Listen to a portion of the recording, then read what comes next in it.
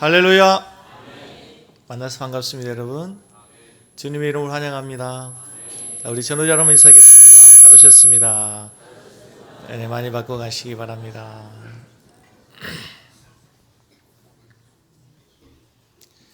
네, 한국에 기차가 처음 도입된 것은 1896년 고종 33년에 노량진과 제물포 사이를 잇는 철도가 부설되었습니다.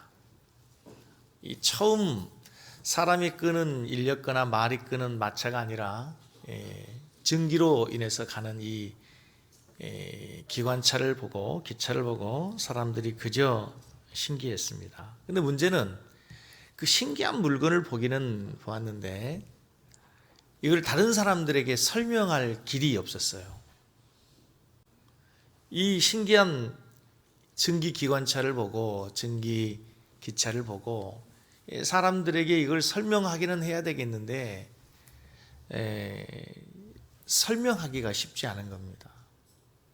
그래서 이제 사람들에게 설명을 하다가 그 기차의 이름이 만들어지게 되었는데 가면서 내리는 소리 칙칙폭폭 칙칙폭폭에 의해서 처음 그 기차의 이름이 칙칙폭폭이었습니다. 그러니까 우리가 어떤 새로운 물건들을 또 처음 경험한 일들, 사건들을 설명할 때 참 어렵고 난감할 때가 있습니다. 처음 기차를 봤던 조선의 사람들이 마땅히 설명할 길이 없었던 것처럼 예수님께서 이 땅에 오셔서 예수님께서 이루시고자 하는 그 하나님의 나라에 대해서 설명을 해야 되는데 참 어려움이 많았습니다. 예수님의 사역의 핵심, 예수님이 이 땅에 오신 공생의 삶의 목적은 하나님의 나라입니다. 그래서 예수님께서 이 땅에 오셔서 최초에 외친 하나님의 복음이 뭡니까? 회개하라. 뭐가 가까웠다? 천국 하나님의 나라가 가까웠다. 그래서 성경에서는 예수님께서 부활하시고 승천하시기 전까지 40일 동안 뭘 얘기했어요? 하나님의 나라에 관하여서 얘기했습니다. 예수님의 제자들이었던 사도들도 그들이 가는 곳마다 사도행전 맨 마지막 보면 뭘 전해요? 하나님의 나라에 관하여 전합니다. 아직 예수님의 제자들이 하나님의 나라에 대한 개념이 정확하지 않아요. 지금 우리처럼 하나님의 나라에 대해서 정확한 지식이 부족한 때에 예수님께서 이제 하나님의 나라를 설명해야 했습니다. 자신이 이루고자 하는 하나님의 나라가 어떠한 나라인가. 그래서 예수님께서는 어떻게 하면 하나님의 나라를 쉽게 가르칠 수 있을까 고민하시다가 오늘 본문의 말씀에 보시면 비유를 통해서 모든 사람이 알아들을 수 있도록 쉽게 하나님의 나라를 설명하십니다. 그래서 예수님은 비유의 대가이십니다. 그 어려운 영적인 세계의 진리를 하나님의 나라의 세계를 인간들이 사는 세상의 언어와 문화를 통해서 쉽게 비유해서 설명하는 거죠. 오늘 26절 말씀에 보면은 이렇게 되어 있습니다. 또 이르시되 하나님의 나라는 사람이 씨를 땅에 뿌림과 같으니 하나님의 나라는 뭐가 같냐면 사람이 씨를 땅에 뿌리는 것 같다. 30절 말씀해 보세요. 또 이르시되 같이 읽습니다. 우리가 하나님의 나라를 어떻게 비교하며 또 무슨 비유로 나타낼까? 오늘 이 30절 말씀의 그 본문의 문장의 흐름의 뉘앙스는 어떤 겁니까? 우리가 하나님의 나라를 어떻게 비교하며 또 무슨 비유로 나타낼까? 예수님의 고민이 들어있는 것 같지 않으세요? 이걸 설명하기는 설명해야 되는데 어떻게 쉽게 하나님의 나라를 설명할 수 있지? 예수님이 그렇게 말씀하는 거죠.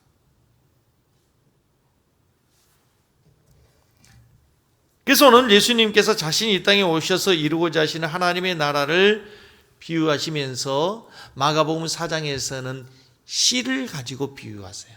씨를 가지고 하나님 나라를 설명해요. 그래서 지금까지 우리가 살폈던 것처럼 씨 뿌린 자의 비유를 통해서 하나님의 나라에 씨를 뿌리는데 어떤 사람에게는 길가밭, 돌짝밭, 가시밭, 옥토밭에 뿌려서 열매를 맺게 된다. 생각나시죠? 26절 말씀에서는 씨를 뿌리는 것과 같은데 이 씨를 뿌리는 농부가 씨를 뿌리고 나서 점점 자라게 된다. 그러고 나서 이제 이 30절 말씀에서는 겨자씨 한 알과 같은 것이 바로 하나님의 나라다라고 하면서 오늘은 하나님의 나라를 뭘로 비교해요? 겨자씨로 비교하게 된다는 거예요. 근데 이 겨자씨는 유대인들에게 있어서 하나의 상징물이었어요. 가장 작은 것을 표현할 때 쓰는 상징적 단어가 겨자씨였습니다. 우리나라는 작은 것을 아주 작다라고 하는 것을 표현할 때 쓰는 그런 비유들이 있습니다. 뭡니까? 작은 고추가 맵다. 그 다음에 또 좁쌀만하다. 또 눈곱만하다. 조그만 애들 볼 때는 쥐방울만하다. 뭐 밤털만하다. 그리고 또 뭡니까? 뭐 눈곱만큼이다. 그렇죠? 아주 작은 걸 병아리 눈물만큼이다. 뭐 여러 가지 표현하죠. 우리나라는 작다는 표현이 굉장히 많아요. 그렇죠? 근데 유대인들에게서는 겨자씨로 비유를 했어요. 그런데 예수님께서 겨자씨와 같다고 겨자씨의 하나님 나라를 비유하시는 중요한 이유와 의미가 하나님 나라에 담겨 있어요. 첫 번째는 이 겨자씨는 하나님 나라의 가장 커다란 특징인 생명력이 있다는 거예요. 그렇죠? 오늘 이 겨자씨를 특별히 하나님께서 겨자씨를 비유한 이유 중에 하나는 이 씨앗에는 놀라운 생명의 비밀이 있어요. 얼마나 신기한지요. 겨우내 광에 있고 이게 자루 위에 있었던 이 씨앗을 봄이 되면 땅에 농부가 뿌리잖아요.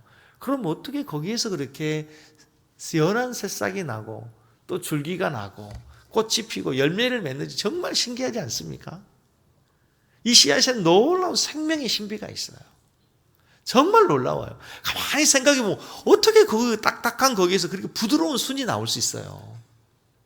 어떻게 그 새싹에서 어떻게 그렇게 예쁜 색깔의 꽃이 필 수가 있냔 말이죠. 신비롭지 않습니까?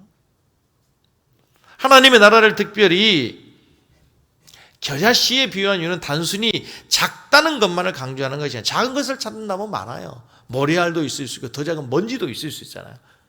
단순히 작다는 것을 표현하려면 여러 가지가 있었을 것인데 특별히 씨에 비유할 수 있었다는 것은 씨에는 놀라운 생명력이 있다는 거예요. 겨자씨를 본 적이 있는데요. 겨자씨를 보니까 마치 뭐와 같냐면요. 우리나라의 그 잔디씨 있죠. 잔디. 예, 잔디씨하고 정말 한 90%는 비슷하게 생겼더라고요. 크기도 그렇고 모양도 그렇고 잔디씨처럼 되어 있는데 이게 자라면 3.7에서 약 4m 정도가 되는 큰 나무가 된다는 거예요. 그 작은 씨에서.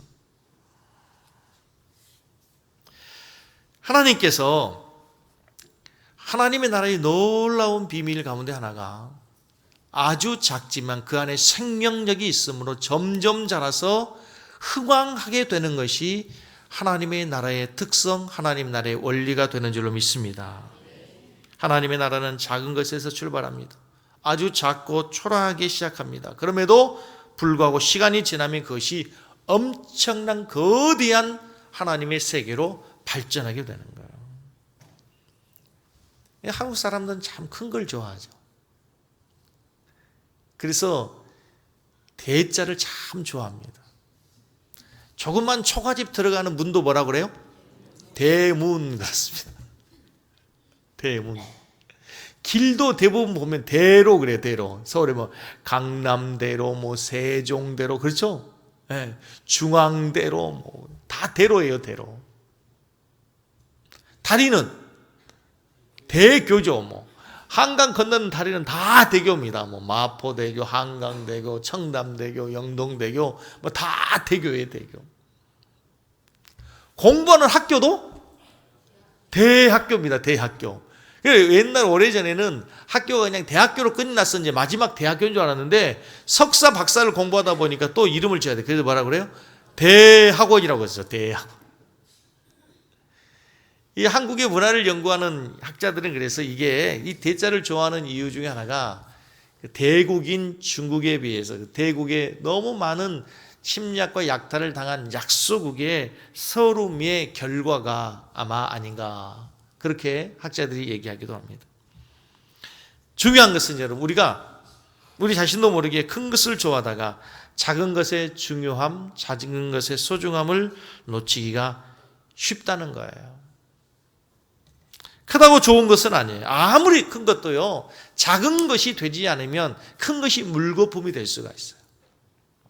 혹시 여러분 기억하실지 모르겠는데요, 1986년에 미국의 우주왕복선 챌린저호가 이제 모든 준비를 마치고 이제 발사되는 장면이 미국의 CNN 방송을 통해서 전 세계에 생중계되고 있었습니다.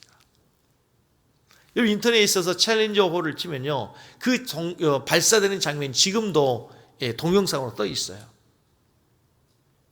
전 세계 수많은 사람들이 이제 좀 최첨단 우주왕복선 챌린저호가 발사되는 장면을 보고 있는데, 발사 직후 공중에서 한 1분 정도 가다가 폭발해 버립니다. 연기가 나더니 그냥 그 흔적 없이 사라져 버리는 이 우주왕복선을 봅니다. 수많은 사람들이 탄성을 지릅니다. 그 이유를 조사한 결과에 의하면요, 연료 탱크의 고무 파킹 하나의 결함 때문에 그런 거예요.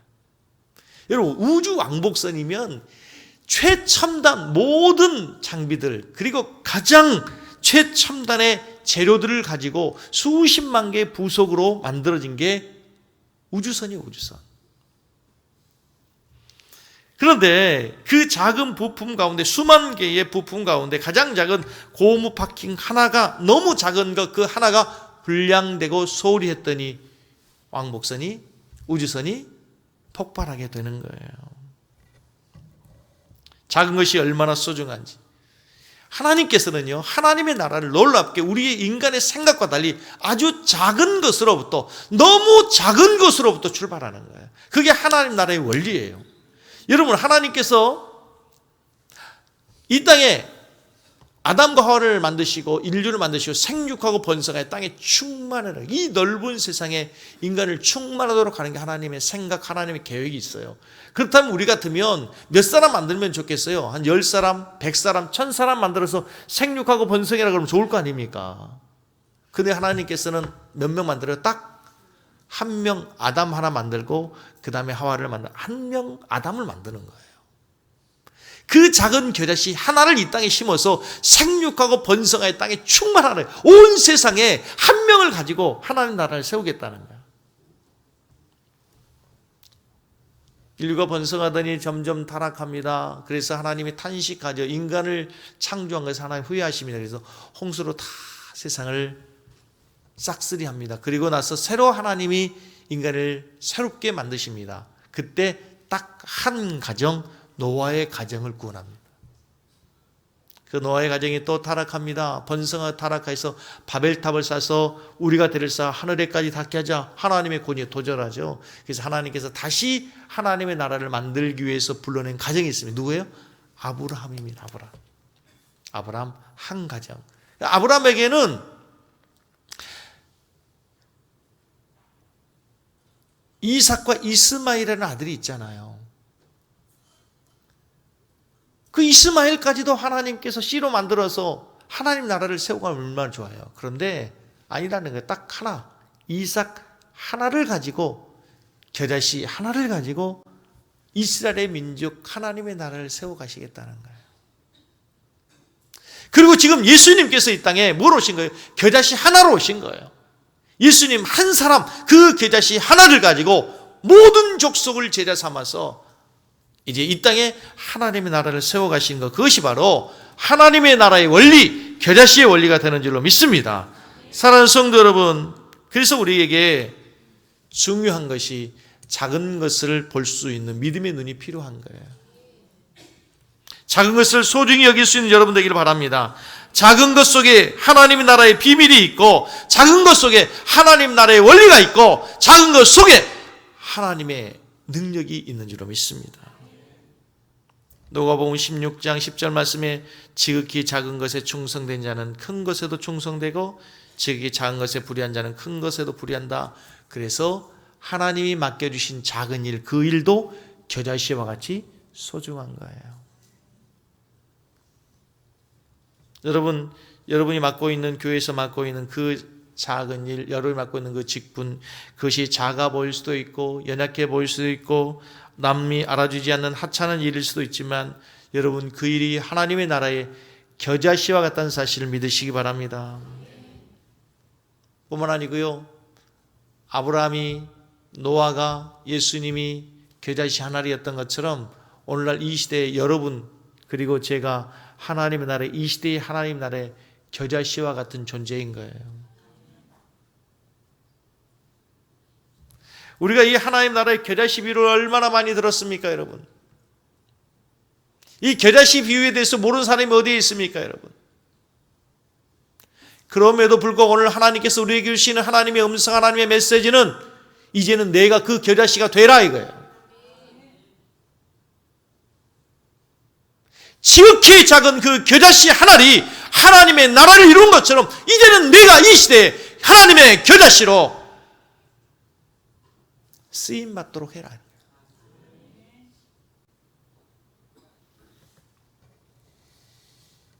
여러분, 내 삶이 열악하고 볼품없고 작게 보일지라도 여러분 자신을 비하하거나 수치심에 빠지지 마시기 바랍니다. 여러분 자신을 존귀하게 여기고 여러분 자신을 가꾸고 믿음의 사람으로 세울 수 있기를 바랍니다.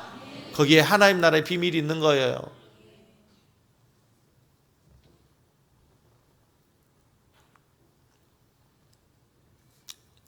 어제 엄청난 태풍이 우리 한반도를 휩쓸고 갔습니다. 참 다행스러운 거는요, 이 태풍과 함께 대부분 폭우가 내리는데 어제 폭우는 내리지 않았어요.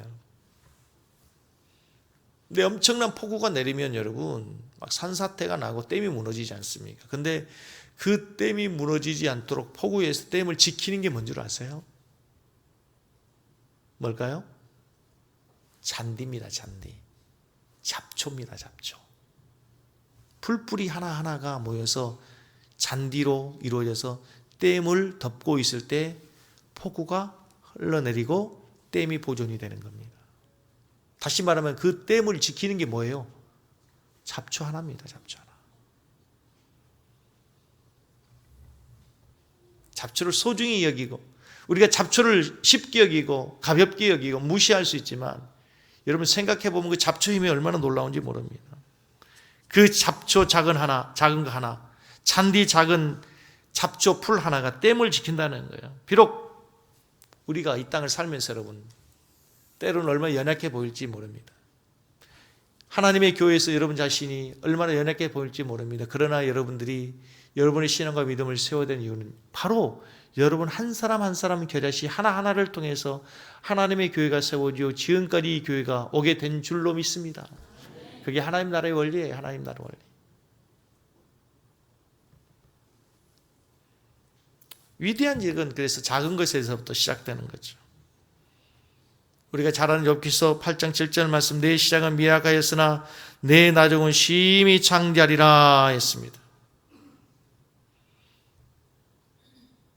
그게 바로 하나님의 나라의 원리예요. 미약하고 작게 시작했지만 예수님으로부터 시작된 그 갈릴리 복음이 오늘날 여러분 온 세계 가운데, 온 천하 가운데 이렇게 세계 복음화가 될 줄 누가 알았겠습니까? 그게 바로 하나님 나라의 원리지 않습니까? 제가 좋아하는 예화가 있습니다. 헬라의 알렉산더 대왕. 헬라가 전 세계 수많은 나라를 제패하는데 대제국이, 그리스가 대제국이 되도록 기초를 놓는 왕이 바로 알렉산더 대왕입니다. 그런데 그 알렉산더 대왕이 한참 이제 세력을 펼쳐가기 전에 그 팔레스틴 지역을 다스리고 통치하고 있는 대제국이 있습니다. 바로 페르시아입니다. 페르시아. 페르시아의 다리우스 황제가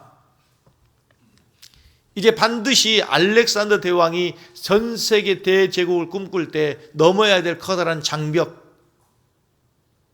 대군을 이끌고 있는 이 다리우스 황제를 이겨야만 알렉산더 대왕이 자기의 꿈을 펼칠 수가 있는 거예요. 어느 날 알렉산더 대왕과 다리우스 황제가 전쟁을 하게 됩니다. 대군을 이끌고 있는 다리우스 황제가 알렉산더 대왕에게 참깨가 가득 들어있는 한 부대, 참깨 부대를 보냈습니다. 참깨 한 부대를 보냈어요. 우리 군대 숫자가 이렇게 참깨처럼 많으니 승산 없는 싸움 하지 말고 항복하라는 의미죠. 이에 대한 담례로 알렉산더는 겨자씨, 이 한 대박 정도 되는 이 겨자씨를 다리우스 황제에게 보냅니다. 그리고 이렇게 얘기합니다. 우리가 작다고 우리를 무시하지 마시오. 우리는 무섭고 놀라운 생명력을 가지고 있습니다. 우리는 거칩니다. 우리의 군사들은 사기로 충만해 있고 우리는 충분히 당신들의 군사와 싸워 이길 수 있는 준비가 되어 있습니다. 그리고 실제로 전쟁을 합니다. 다리우스 황제의 군사가 20만, 헬라의 알렉산더 대왕의 군사가 4만, 누가 봐도 게임이 되지 않는 전쟁입니다. 지금같이 첨단의 무기를 갖고 싸우는 게 아니라 대부분의 전쟁이 지금으로부터 1000년 전, 2000년 전에는 칼로 싸우고 활로 싸우기 때문에 전쟁의 승패는 군사의 숫자입니다. 군사력이라고 하는 게 거의 다 군사의 숫자에 의해서 좌지우지되는 시대였어요. 그럼에도 불구하고 전력의 규모로 보면 비교가 되지 않았지만 알렉산더와 그의 군대가 다리우스 황제를 넘고 이기고 대제국을 이루게 되는 거예요. 사랑하는 성도 여러분, 작다고 좋은 것도 아니고요, 크다고 좋은 것도 아니고, 문제는 그 안에 생명이 있느냐 하는 거예요. 그 안에 믿음의 생명이 있다면 작은 것이 문제가 되지 않고, 그 안에 믿음의 생명이 있다면 하나님의 능력이 함께할 때에 얼마든지 위대한 주님의 나라를 이루게 될 줄로 믿습니다. 그런 의미에서 이 시대에 저는 갈렙과 같이 믿음의 용사가 필요하고 여호수아 같은 믿음의 장부가 우리에게 필요한 줄로 믿습니다. 이 겨자씨에서 두 번째 하나님께서 우리에게 가르쳐 주시는 하나님의 나라의 비밀은, 하나님의 나라는 점진성에 있어요. 점진성. 오늘 본문 말씀에 보면은요, 겨자씨가 땅에 떨어지면 갑자기 나무가 되는 게 아니고 점차 자라서 큰 나무가 되는 거죠. 그것에 대한 비유로 26절 말씀에 이렇게 나왔어요. 하나님의 나라는 사람이 씨를 땅에 뿌림과 같으니, 같이 읽습니다. 그가 밤낮 자고 깨고 하는 중에 씨가 나서 뭐하되? 자라되. 어떻게 그리 되는지 알지 못하느니라. 땅이 스스로 열매를 맺되. 처음에는 뭐예요? 싹이요. 그 다음에는 이삭에 충실한 곡식의 열매를 맺게 되는 거예요. 싹이 나고 이삭이 나고 그 다음에 충실한 곡식의 열매가 맺도록 점차적으로 자란다는 거예요. 오늘 본문에서 중요한 단어가 27절에 보면 나서 자라되라는 단어예요. 자라되라는 단어예요. 32절 보세요. 심긴 후에 자라서 이렇게죠. 그렇죠? 자라는 거예요. 점차적으로 자라는 거예요. 어느 날 하루아침에 땅에 떨어진 씨앗이 큰 나무가 되는 법은 없어요. 모든 것에 과정이 필요해요. 뭐가 필요해요? 과정이 필요해요. 그 과정에서 농부의 사랑의 수고와 땀이 필요하고, 잡초는 가꾸지 않아도 어떻게 잘 자는지 몰라요. 그러나 좋은 곡식을 얻기 위해서는요, 땀과 수고의 노력의 대가를 지불하지 않으면 결코 쌀 한 톨도 얻을 수가 없어요. 그러나 중요한 것은 여러분, 농부가 씨를 뿌리고 김을 메고 농약을 할 수는 있으나 자라게 하시는 분은 하나님이라는 사실을 믿으시기 바랍니다. 씨가 자라서 이삭이 되고 충실한 곡식이 되는 모든 과정에 햇빛과 비를 내리시는 분이 하나님이시고요, 인간이 할 수 있는 노력과 최선을 다하되 마지막에는 주님의 은혜가, 하나님의 능력이 임하여야 비로소 열매를 맺게 되는 줄로 믿습니다. 이게 참 얼마나 중요한 얘기인지 몰라요. 생각해 보면요, 하나님께서 우리 교회에 이렇게 얼마나 많은 은혜를 주셨습니까? 교회가 세워지기까지 우리 수고한 우리 모든 성도님, 장로님들, 안수 집사님, 우리 권사님들, 우리 셀레드들 얼마나 감사합니까? 그런데 그것으로 다 되는 게 아니고 그 위에 자라게 하시는 하나님의 은혜가 있는 줄로 믿습니다. 아멘? 교회뿐만 아니고요, 믿음의 사람 한 사람이 믿음의 사람으로 성장하는 과정도 그래요. 예수 믿고 예수님 영접했다고 성인 군자로 하루아침에 변해진 거 아니에요.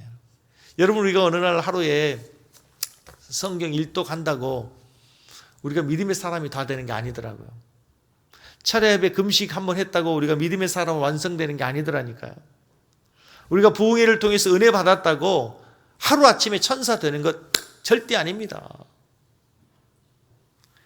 된 것 같은데 어느 날 보면은 넘어져 있고, 어느 날 보면 내가 우리 주님의 제자를 닮아간 것 같은데 내가 세상 가운데 빠져있는 내 자신을 바라보면서 얼마나 우리가 깜짝 놀랄 때가 많은지 모릅니다.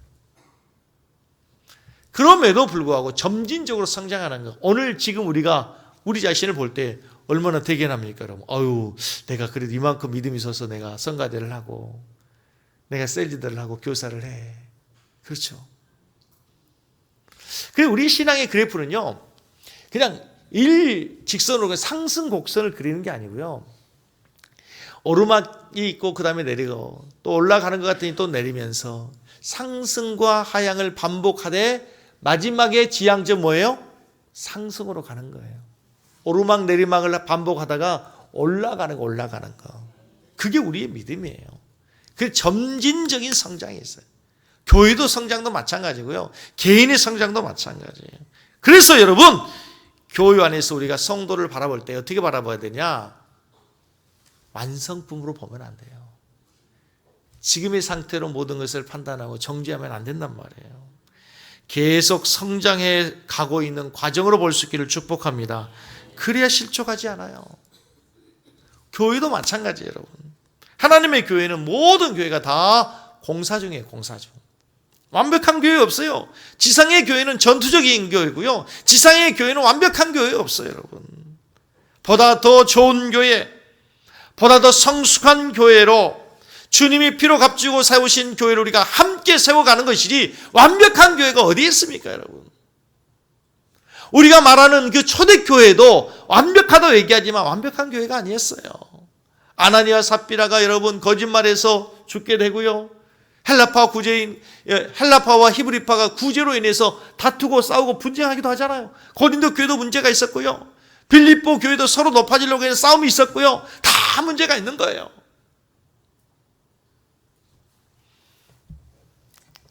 그러나 성숙한 성도는 좋은 교회를 찾는 자가 아니라 좋은 교회를 협력해서 함께 세워가게 되는 줄로 믿습니다.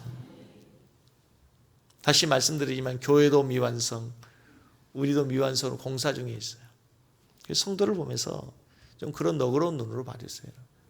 한번 옆에 계신 분에게 이렇게 얘기하세요. 진심을 담아서, 집사님 죄송해요, 아직도 공사 중입니다.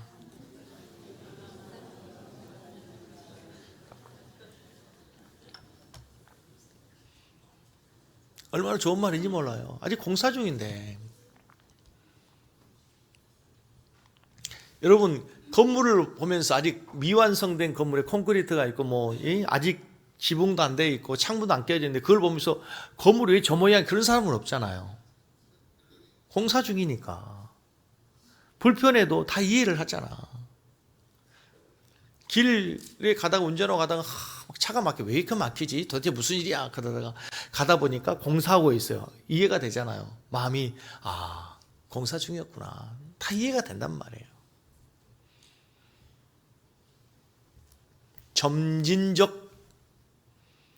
점차적으로 성장하고 점차적으로 완성되어 가는 거예요.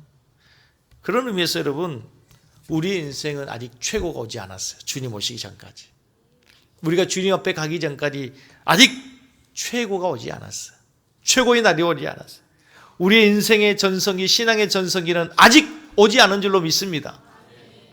TV 보면은요, 여러분, 무슨 스타들이 나와서 공연하고 그럴 때 보면 최종 마지막 나오는 스타는, 최고의 스타는 맨 마지막에 나오더라고. 그렇죠? 우리가 옛날에 한참 좋아할 때 조용필은 맨 마지막에 나오잖아. 요즘은 엑소는 맨 마지막에 나온단 말이에요. 우리 인생의 마지막 아직 오지 않았어요.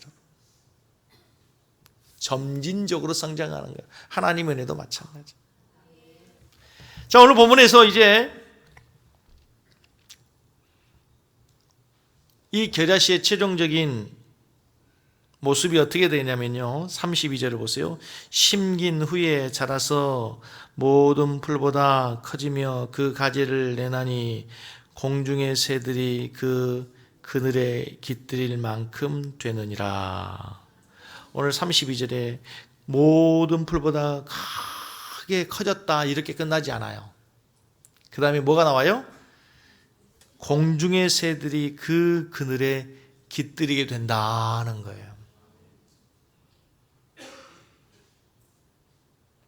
그 겨자씨의 그늘에 수많은 새들이 와서 쉼을 얻게 되는 거예요. 여기서 말하는 새들이 새를 얘기하는 게 아니고, 새는 세상의 수고와 상처로 지친 영혼들을 상징하고 있는 줄로 믿습니다. 세상에 여러 가지 많은 아픔과 상처로 지친 영혼들이 하나님의 나라의 그 겨자씨 나무에게 와서 하나님의 나라의 교회에서 하나님의 은혜 아래서 쉼과 안식을 누리게 되는 줄로 믿습니다. 겨자씨가 자랐다는 것이 다가 아니에요. 그 겨자씨가 커졌다는 것이 다가 아니에요. 커진 것으로 끝나는 것이 아니라 큰 나무가 된 이후에 새들이 와서 쉼을 얻고 하나님의 은혜와 평강을 누리는 것, 그게 바로 겨자씨의 마지막 목적이 되는 줄로 믿습니다.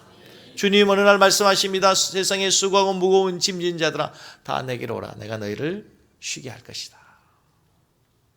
그래서 여러분, 이제 하나님의 나라는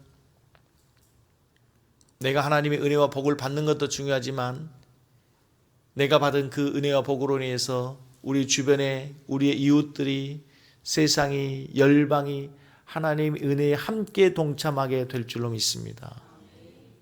하나님께서 아브라함을 부르십니다. 내가 너로 큰 민족을 이룰 것이다.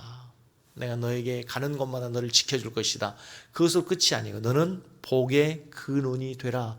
너로 인해서 세상의 모든 사람들은, 모든 민족이 뭘 하게 될 것이다? 복을 받게 될 것이다. 이렇게 얘기하잖아. 이게 얼마나 중요한지 몰라요. 너 혼자 복 받고 너 혼자 은혜 받고 끝이 아니야. 이제 네가 받은 그 은혜와 복을 수많은 사람들에게 흘러넘치도록 해야 돼. 자, 우리 섬기는 교회 성도가, 우리 섬기는 교회가 세상의 축복의 통로가 되길 바랍니다. 겨자씨의 비유의 핵심은 거기에 있어요. 우리가 겨자씨 비유를 얼마나 많이 들었습니까? 겨자씨는 생명력이 있다, 자라야 된다, 많이 들었어. 그러나 그것은 끝이 아니에요. 이 겨자씨에 수많은 새들이 와서 깃들이고 쉼을 얻고 안식을 누리고 하나님의 은혜를 누리는 것이에요. 하나님께서 오늘 우리 섬기는 교회에 복을 주신 이유가 여기에 있습니다. 여러분들에게 하나님이 은혜를 주신 이유가 바로 여기에 있어요. 적어도 하나님을 믿는 하나님의 사람들이 세상에서 성공하고 하나님의 은혜와 축복을 받아들인 이유는 이제 나 혼자 잘 먹고 잘 살기 위함이 아니라는 거예요. 옛날에 우리 부모님도 그렇게 얘기해서 이놈아 공부해서 남 주냐? 그랬죠. 공부해서 남 주냐? 그래요. 이제 우리 기독교 세계관을 바뀌어야 돼요. 공부해서 뭐 해야 돼요? 남 줘야 돼요. 잘 돼서 여러분이 좋은 직장에 가서 여러분 혼자 잘 먹고 잘 사는 것으로 끝이 아니라 축복의 통로가 되시길 바랍니다. 은혜의 통로가 되시길 바랍니다. 우리 청년들이 그렇게 기도하세요.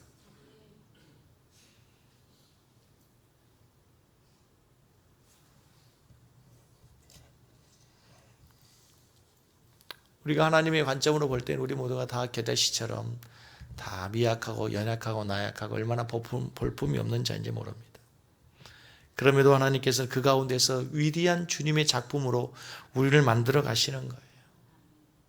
고린도전서 1장 26절 말씀에 보면 이런 말씀이 있습니다.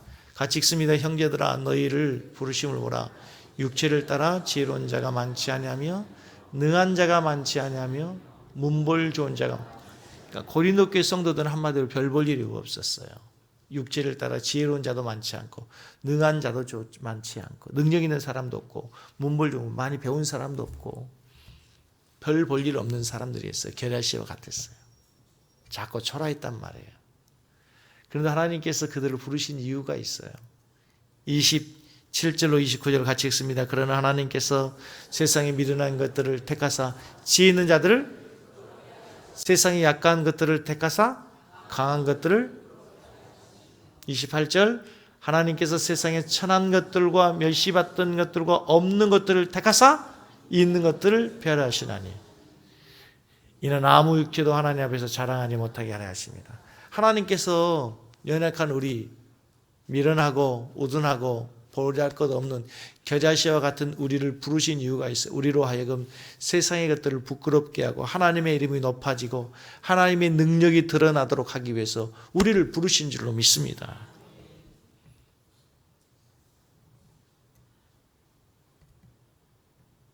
오늘 말씀의 핵심은 겨자씨가 바로 우리라는 거예요. 우리를 통해서 하나님 위대한 나라가 이루어지게 되는 거예요. 오늘 우리 섬기는 교회는 중직자 선거를 합니다. 임직자 선거를 하는데요. 또 하나의 작은 겨자씨를 심는 거예요. 피택되는 모든 분들이 겨자씨처럼 자라서 우리 섬기는 교회를 든든히 세우고 하나님 나라를 확장시키는 충성된 일꾼이 될 수 있기를 원합니다.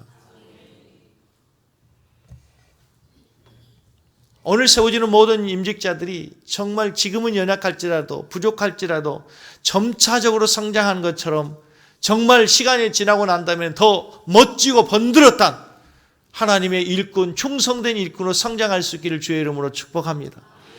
그 안에 겨자씨와 같은 생명력 있는 믿음이 있어서 세상의 어떤 것을 흔들리지 않고 하나님께 붙들려 마지막까지 쓰임받는 위대한 주님의 종이 되기를 주의 이름으로 간절히 축복합니다. 우리 한번 찬양하고 기도하겠습니다. 우리 오늘 눈물로 하나님의 씨앗을 심는다고 찬양 한번 하겠습니다.